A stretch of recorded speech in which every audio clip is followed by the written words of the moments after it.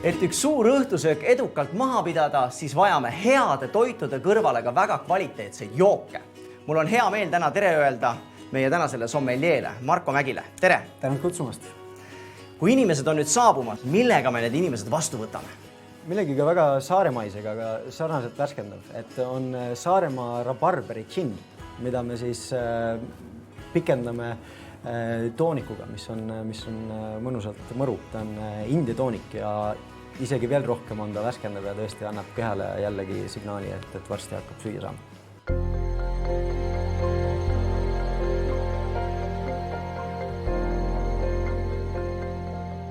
Millise joogi me täna esimese roa kõrvale pakume? Meil on vaja midagi äärmiselt värskendavat ja siin on meil salanipp, see karboniseeritus, mis Cremant de Bourgogne by Cave de Lugny, mis oma olemuselt on hästi värske, aga samas on ta piisavalt kreemi tekstuuriga, mis tõesti toetab seda kastet, mis on siis hapukoor koos kodujuustuga. Vahuvein kindlasti ei ole midagi sellist, mis on ainult aperatiiv, vaid söögi kõrvale tuleb tema õige olemus veel rohkem välja.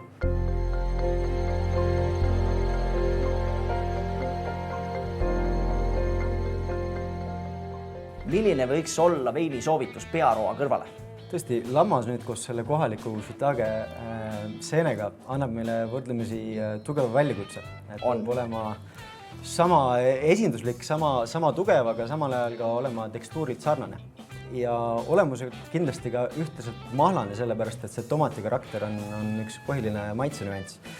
Me serveerime veini Itaaliast, Masi Campoforin, mis on oma olemuslikult tehtud sellisel meetodil, nagu on appassimento meetod, et osaliselt on see tehtud kuivatatud marjadest. Selles veinis on kindlasti piisavalt sellist maitseküllust ja tekstuurilist tugevust ka, mis sobib meie pearoo kõrvale.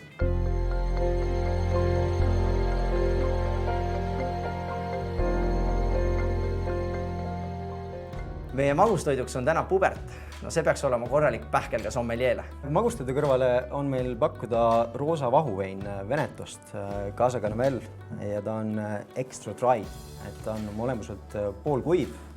Kindlasti on väga marjane lopsakas karakter, mis töötab nende põhilise marjanüanssidega selles desserdis, aga samal ajal kindlasti on ta piisavalt värske, et selle kreemi tekstuurist mõnusalt läbi lõigata.